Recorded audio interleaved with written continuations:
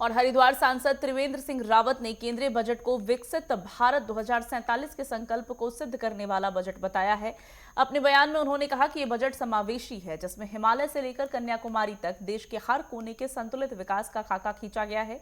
रावत ने जोर दिया कि इसमें चिकित्सा, शिक्षा, कृषि और रोजगार जैसे प्रमुख क्षेत्रों को प्राथमिकता दी गई है, जिससे अर्थव्यवस्था मजबूत होगी।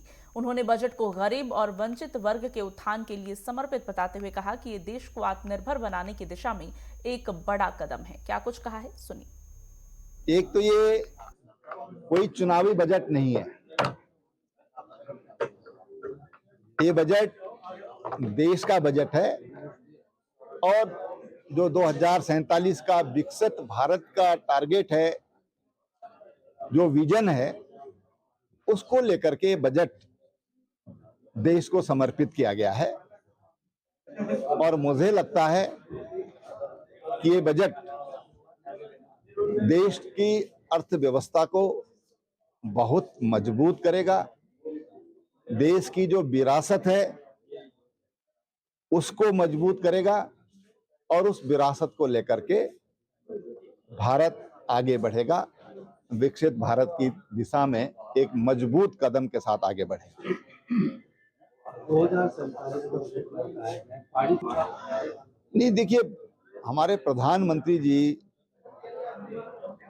उनकी कोई भी जो योजना होती है वो आ से तो सिंधु पर्यंत होती है, हिमालय से लेकर के और सागर तक होती है।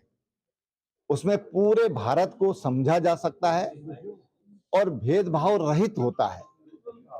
और इसलिए जो पर्वतीय क्षेत्र हैं या कोई भी हिस्सा है देश का, अगर देश को मजबूत करना है तो शरीर का जिस तरह से हर अंग मजबूत चाहिए, उसी तरह से देश का हर भूभाग ये मजबूत चाहिए। उसकी मजबूती के लिए बजट प्रस्तुत किया गया है।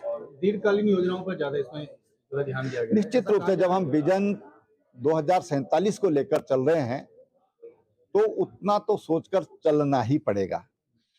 और उसके लिए जो पूरा विजन 2047 जो किया गया है, जो देश को आगे रखा गया है, उस दृष्टि से ये तमाम प्रावधान किए गए हैं। यूजीसी में जो प्रावधान किया गया उसमें बीजेपी का क्या रुख है सर? बीजेपी का पार्टी का क्या रुख है यूजीसी में जो प्रावधान है?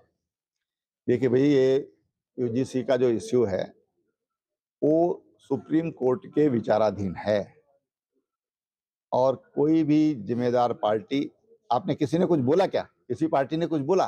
किसी ने कुछ नहीं बोला है। तो एक सब जानते हैं कि जब सब जुडिस मसला होता है तो उस पर चर्चा नहीं की जा सकती है।